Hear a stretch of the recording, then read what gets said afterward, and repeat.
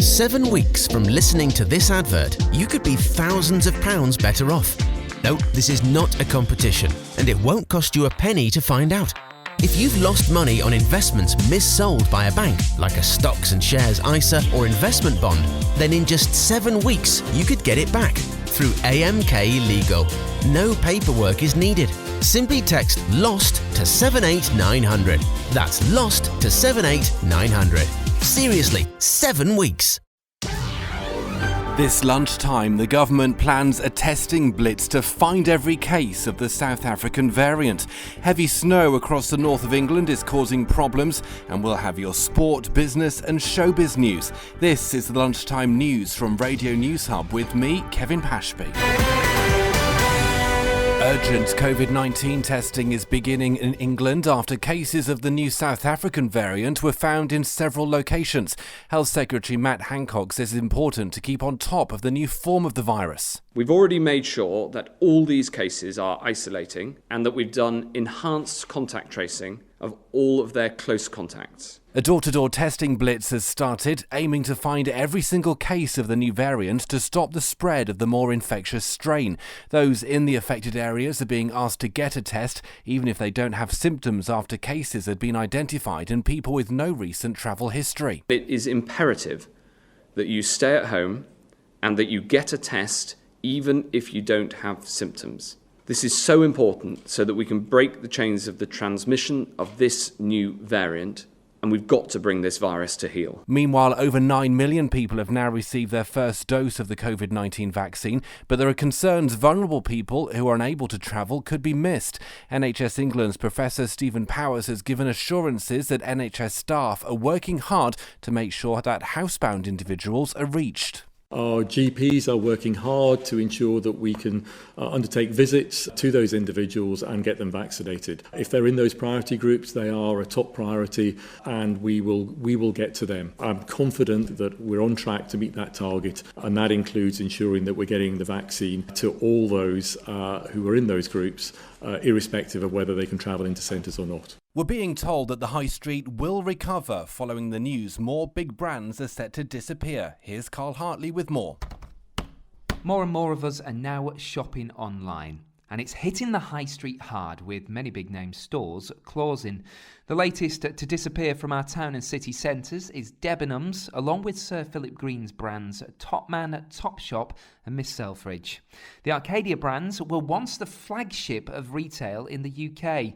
Now they've been bought by the online fashion giant ASOS. Sir Philip Green, he was absolutely determined that ASOS would have no part of Topshop.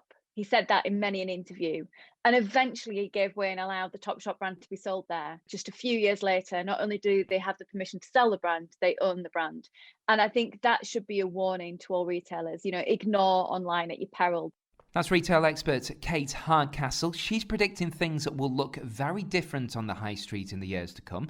And she insists it's not all doom and gloom, though. What I think we've seen out of this crisis is the vibrancy of the smaller business community. And I think that's where we get hope for the future of the high street. Well, the closures mean thousands of people will lose their jobs. But there is some good news. The supermarket Aldi, who hasn't seen its profits hit by lockdown, are creating 4,000 new roles across the UK. And bosses there say those in the Arcadia Group and Debenhams who are losing their jobs should apply. Looking at some other stories in the news this lunchtime, and people in parts of northern England are dealing with heavy snow. Amber weather warnings have been put in place across much of South Yorkshire, West Yorkshire and Greater Manchester until this afternoon. The Met Office has warned disruption to travel is likely and rural communities are at risk of being cut off.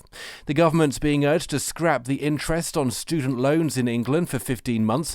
A group of 7 unis reckon this would cover the period from the first lockdown until next summer, but Universities Minister Michelle Donnellan says this wouldn't work. We've continued to monitor the situation and also see the outcome on students over coming months. The policy that's put forward today wouldn't achieve that. And we also know that at least half of students don't actually pay back their student loan either. 2 new facilities for COVID vaccines have opened in Scotland, which will allow up to 27,000 extra people per week to get their jab. The sites are in Aberdeen and Edinburgh. Margaret Swift was one of the first to be inoculated. I'm a bit more relieved now. I was getting anxious there, and but now I've had it. Thank goodness it's over with. I can relax now. And a US billionaire is buying an entire SpaceX flight and plans to take 3 people with him to circle the globe this year. Jarek Isaacman says he aims to use the private trip to raise £146 million for hospitals in Tennessee, with half coming from his own pocket. Still to come on the Lunchtime News from Radio News Hub, we'll have the latest sport and news from the world of business. And in showbiz, find out which classic TV show is getting a stamp of approval.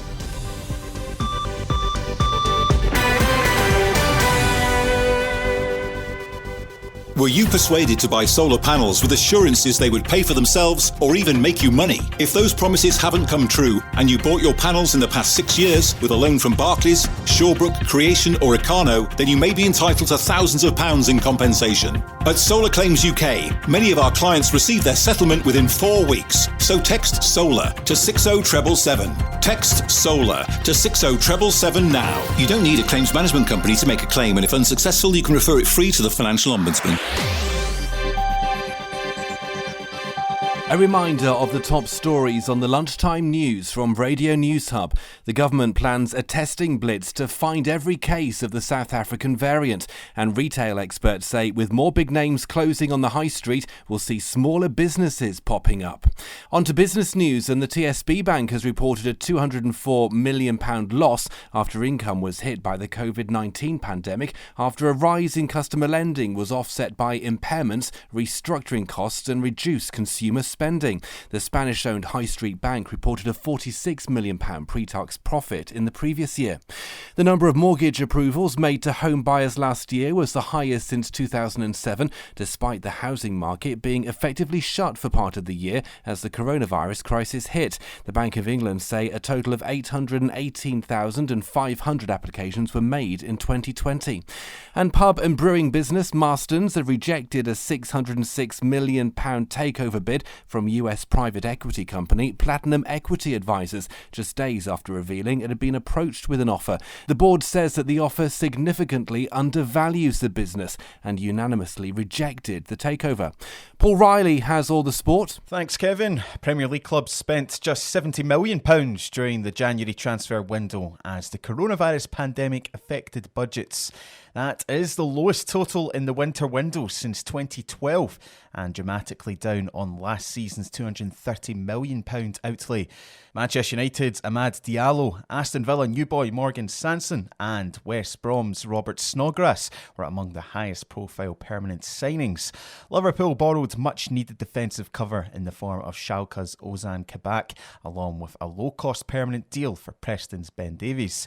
Well, you might see some of those players mentioned make their debuts tonight, as there are 4 Premier League matches. Let's take a look at Arsenal's trip to Wolves. The Gunners will be looking to extend their unbeaten run in the league to 8 games. The last time the two sides met saw Nuno Espirito Santo's men win at the Emirates for the first time in over 4 decades. Mikel Arteta is confident his side can still reach the top 4 this season. There are a lot of points. You have to be so consistent. You don't depend on yourselves. So let's stick to what we can do better. And as we know, the coronavirus pandemic has already shut down the sporting world and postponed many events. But the president of FIFA is confident the 2022 World Cup in Qatar will go ahead with sellout crowds in the stadiums there. Gianni Infantino believes we'll have learnt to live with the virus by then. COVID will be defeated by then, or we will have learned to live with it. But if in 2 years from now we are not there yet, then I think we all have a bigger problem. Thanks, Paul. Showbiz now, and Benedict Cumberbatch describes laughter as a national medicine as he joins celebrities, including Dame Judi Dench, in a short film to launch this year's Red Nose Day. The film sees them talk about how comedy and laughter has helped them in their lives. Dame Judi is joined by comedians Joe Lycett, Shappi Kunsandi and others. The Ivors will take place in September, with organisers saying they remain optimistic about the prospect of an in-person ceremony in London. Last year, the event, which celebrates songwriters and composers with the Ivor Novello Awards, was postponed from May due to the onset of the coronavirus pandemic. The 40th anniversary of the start of Only Fools and Horses is being honoured with a new set of stamps. The Royal Mail has revealed the designs of 12 stamps referencing the hit BBC comedy. 8 of them depict scenes from one-liners from the sitcom, while 4 others show the main Trotter characters, and Tony Bennett's revealed he has Alzheimer's. 94-year-old Bennett tweeted to say that life is a gift, even with Alzheimer's. The weather for today: any snow should turn to rain across the north and southern Scotland. The south have showers, highs of 3 Celsius. This has been the Lunchtime News from Radio News Hub with me, Kevin Pashby. You can find plenty more on the stories we've covered today at radionewshub.com.